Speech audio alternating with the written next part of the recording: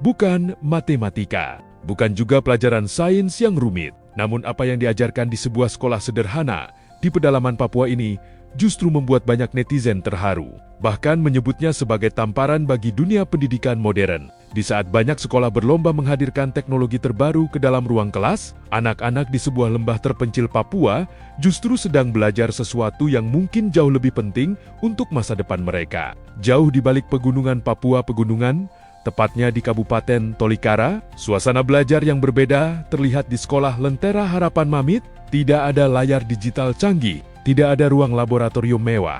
Yang terdengar hanyalah tawa anak-anak, percakapan hangat antara guru dan murid, serta suara minyak yang mendesis saat menggoreng adonan. Sebuah video yang dibagikan oleh guru bernama LB Sikombong berhasil mencuri perhatian publik Indonesia. Namun, bukan karena fasilitas sekolahnya, bukan pula karena prestasi akademik yang sedang dirayakan, melainkan karena cara sederhana namun sangat bermakna dalam mendidik anak-anak. Hari itu, ruang kelas tidak digunakan seperti biasanya. Selasar sekolah berubah menjadi tempat belajar kehidupan. Anak-anak TK terlihat berjalan membawa sayuran segar hasil kebun sekolah.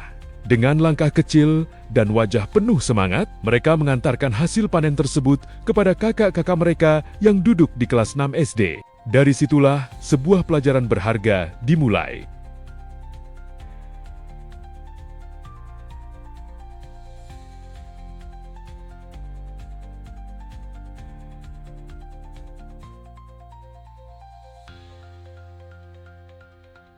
Bersama-sama, mereka mengolah hasil bumi yang ada di sekitar mereka menjadi berbagai makanan. Oke, kalian mau ngapain? Dalam rangka apa? Perpisahan sama Bu Guru Pertanian. Ya, Bu Guru Pertanian sudah mau pulang ke kota, jadi perpisahan sama anak-anak.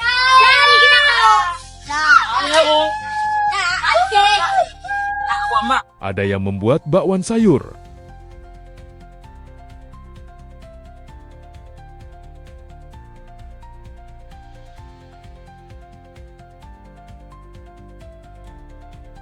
Ada yang mengolah ubi menjadi donat. Ini kelas 1C lagi bikin donat. Donat ubi. Berbahaya kawan. Sorry.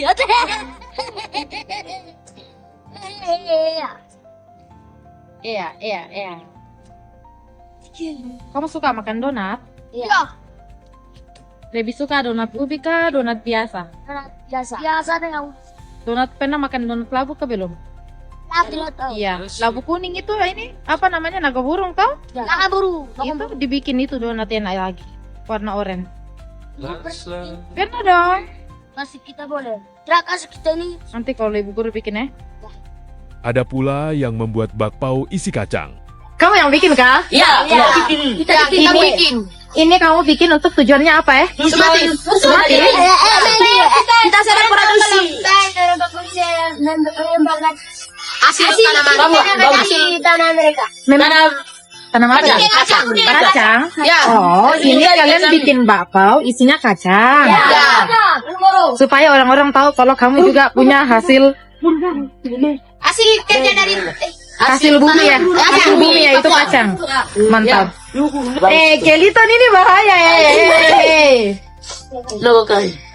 Masing-masing memiliki tugasnya sendiri. Ada yang menyiapkan bahan, ada yang mengaduk adonan, ada yang menjaga api, dan ada yang membantu proses memasak hingga makanan siap disajikan. Sekilas mungkin terlihat seperti kegiatan memasak biasa, namun jika diperhatikan lebih dalam, sebenarnya ada banyak pelajaran yang sedang ditanamkan. Mereka belajar bekerja sama, belajar bertanggung jawab, belajar menghargai proses, belajar memecahkan masalah, dan yang paling penting, mereka belajar percaya pada kemampuan diri sendiri. Menurut LB Sikombong, menjadi guru di daerah bukan hanya soal menyampaikan isi buku pelajaran. Lebih dari itu, guru juga harus membantu membentuk karakter dan kemandirian anak-anak. Karena itulah pembelajaran dibuat dekat dengan kehidupan mereka sehari-hari. Apa yang tumbuh di kebun menjadi bahan belajar. Apa yang mereka temui setiap hari menjadi media pendidikan. Setelah makanan selesai dibuat, pelajaran ternyata belum berakhir. Anak-anak kemudian diajak memasuki tahap berikutnya. Mereka membuat poster promosi menggunakan karton, spidol, dan pensil warna. Dengan kreativitas mereka sendiri, anak-anak menulis nama produk, bahan-bahan yang digunakan, hingga cara pembuatannya. Bahkan mereka membuat slogan sederhana untuk menarik pembeli.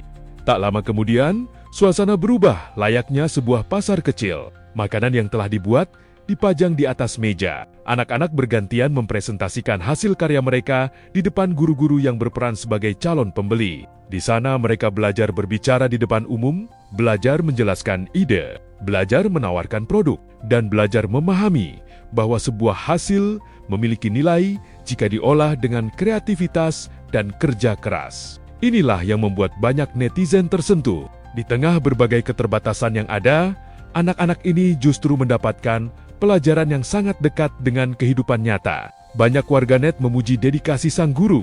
Sebagian menyebut inilah bentuk pendidikan yang sesungguhnya. Ada juga yang mengaku terharu melihat bagaimana anak-anak Papua belajar dengan penuh kebahagiaan tanpa mengeluh tentang apa yang tidak mereka miliki.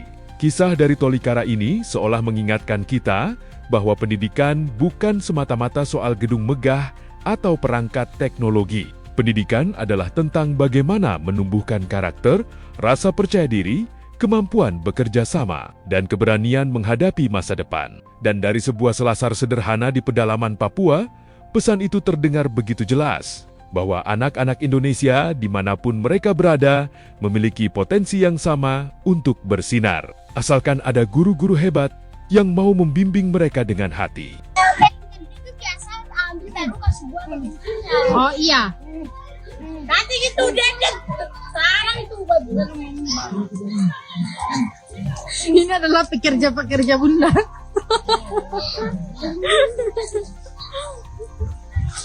Iya berarti ini sudah. Besok saja. Besok kita harus selesai buka yang boleh dulu. Kalau ibu guru punya tanam apa?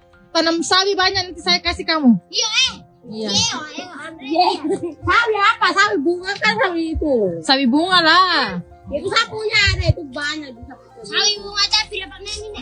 Memang ada sawi apa lagi?